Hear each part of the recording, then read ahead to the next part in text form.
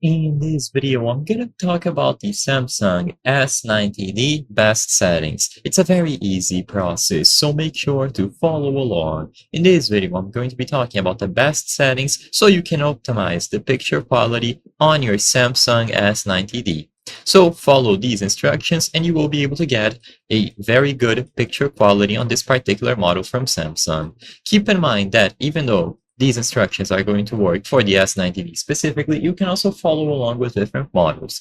And this video isn't aimed at anyone in particular, so it is not going to be strictly for gaming, strictly for HDR content. It's just going to be an overall guide on how to get the best picture quality for any sort of content.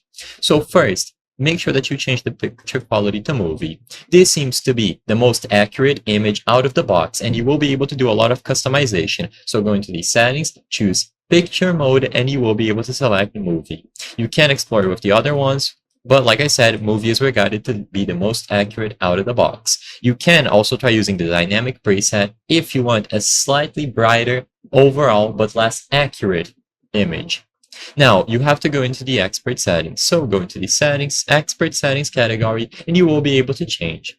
First, adjust the brightness according to your viewing conditions. Even though in this picture it is set to 37, at the end of the day, if you get eye strain from high brightness, it is important to lower it accordingly. For the other options, you can just copy these and see what you like. Contrast at 45, sharpness at 0, color at 25, and then tint at 0. So this seems to be the closest point to an accurate calibration, and the next thing to do is to turn off contrast enhancer.